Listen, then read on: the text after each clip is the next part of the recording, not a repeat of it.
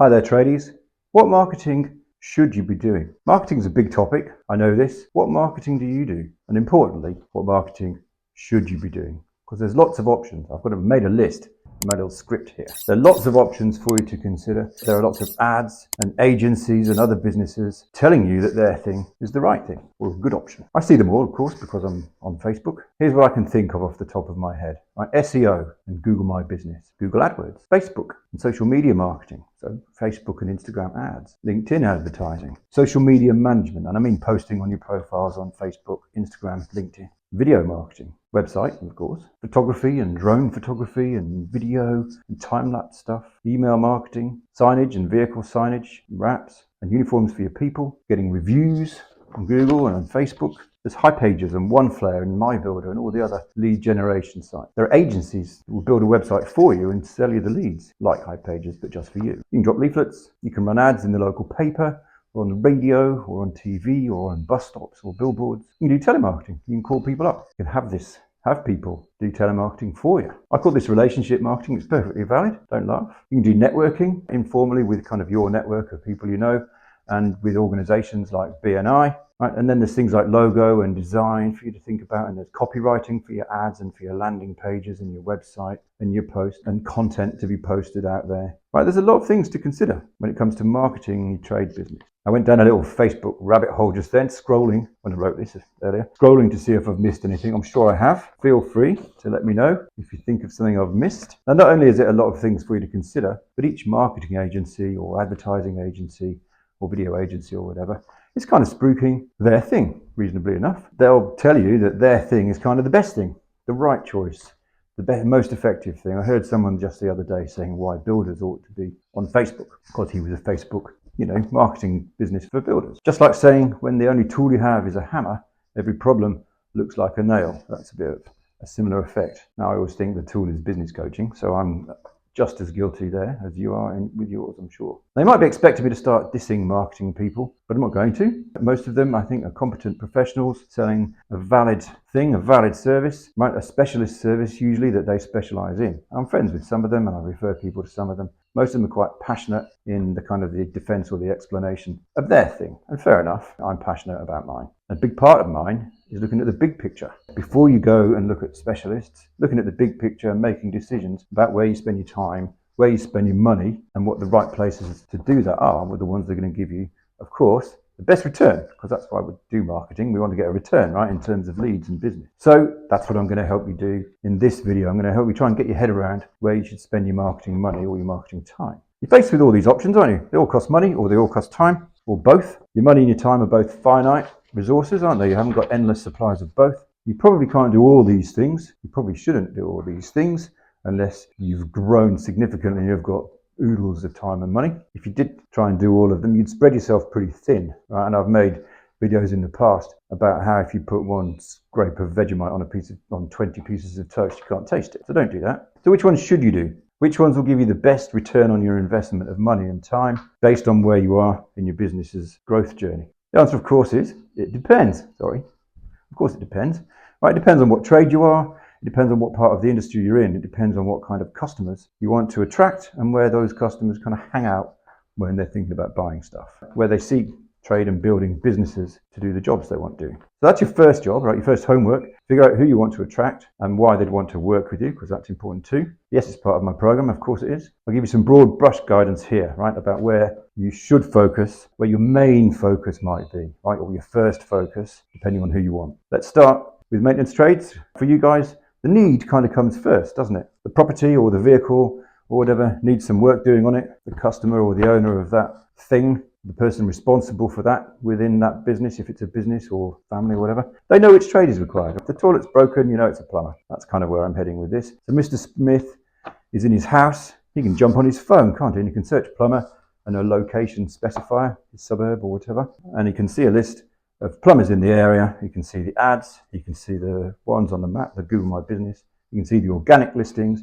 You can choose one and call it and make an inquiry. So if that's the kind of customer you want, I think that's the primary source. That's the primary thing they do. Of course, they could call a friend and say, do you know a good plumber? They could know one themselves and talk to that person.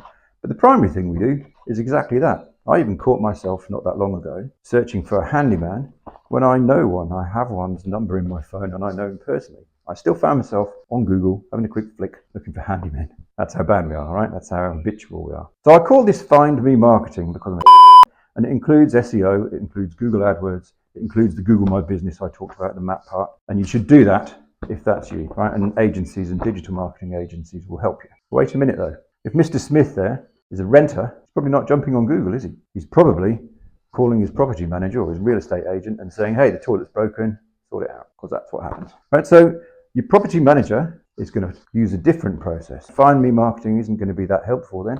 Those guys or those women and people aren't Googling to find a plumber. They've got one. They've got a plumber or an electrician or a maintenance guy that they know that they can call and say, hey, can you quote this job? So they're going to call one of them. So you need to do what I call relationship marketing to those people. You need to go and make friends, right? You need to call them up, have meetings, have coffees, make friends. If Mr. Smith works in a business, in a commercial property, they'll call the strata manager, which is a very similar thing for commercial property. If he works in a business that's big enough to manage their own property themselves, which happens, he'll probably call the plumber he knows. They'll probably have somebody. So you need to be doing your relationship marketing here too, right? Strata managers and direct to the businesses and facilities managers and people like that. So you get it. You need to do that so you get the call when the problem happens. That's different if you do projects, if you do landscaping or pools or fences and renovations and bathrooms and kitchens and air conditioning and sheds and houses. Things that people want. They'll still search for them. Find Me Marketing, I think, is appropriate here. People will search for those things. You could also stimulate demand by running ads. So you might consider running ads on Facebook and saying, hey, wouldn't it be nice to get a pool? But primarily, I think people know they want a pool and they know to Google pool builders, my area. So your best money should go there, I think. Particularly if the thing's desirable. If you can stimulate demand, you could run those ads. Of course, also, if you do projects, if you do construction even, you can subcontract to builders, can't you? That's another way you can get business. So you could do relationship marketing to build some relationships with some builders. So they let you quote their jobs and give you some of the jobs if you win. But builders, also a project trade, you can do Find Me Marketing as well, can't you? Right, and again, it depends what kind of work you want. If you build land releases or project homes, advertising on locations good and having a show home is good, signage is good there. Find Me Marketing, I think, is also useful there. People do Google Metricon and people like that, don't they, in House Builder? So that's useful. All the big companies and the franchise groups do that. You probably need to. If you're into fancier stuff, though, I don't think people are Googling, right? If you're building, $1 million architect design houses and renovations, your customers are going to architects first. So you probably need to build relationships with those guys, some of those guys. If you want construction subcontracting work, projects, but you're not the lead, like I said, you could subcontract to builders if you're a fencer or a plumber, etc. Then relationship marketing to builders is the go for you. This is true for commercial and for domestic, of course. Back to builders, if you want developers, you can run ads and Find Me Marketing, and you can network with people who can refer you into those people, real estate agents, developers, that kind of thing. It's all part of relationship marketing, or it's related to it. Now you can do relationship marketing to people who can give you work, and you can do it to people who can refer work to you, like those architects. So I've covered Find Me Marketing, which is the website, which is the AdWords, which is the SEO. It used to be Yellow Pages, didn't it? I've covered advertising, on Facebook really. I've covered relationship marketing. I've kind of neglected signage and social media and branding and your website, haven't I? I have.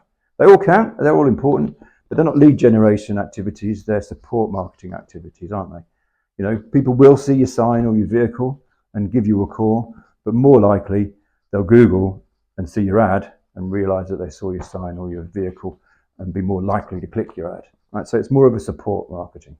Important, they do count, but I'm talking here about the best bang for your buck when you want leads. All the other things help and support your other marketing, like I said. People will often check you out before they call, so they'll see the vehicle, they'll look at your website, they'll look at your Facebook, they do those kinds of things. The most of your energy into one or two, and as you grow your resources and your money, do the other things, okay? I call them marketing building blocks. I would have you do them all when you're a bit bigger, and I'd have you pick the main one to focus on when you're a bit smaller. I've ignored word of mouth on purpose. It's not really marketing. You don't really do anything. Work comes to you without much of you doing anything. That's lovely. I will say the more of this other marketing you do, the more word of mouth you get. So that's the thing. Now, if you want to attract more than one type of customer, you've got to do more than one type of marketing. If people aren't looking up on Google, those people aren't going to find you. So if you want more than one type of customer, you need to do more than one type, more than one building block. Remember, your resources of time and money are limited. So maybe you should limit yourself to one until you've got bigger, until you've got more resources. As you grow your business, the resources grow,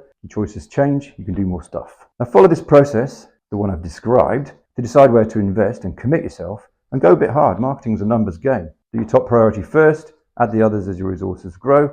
I've made a guide so you don't have to watch this video over again. I've kind of laid it out for you to follow. So put your hand up and say, give me the guide if you want that.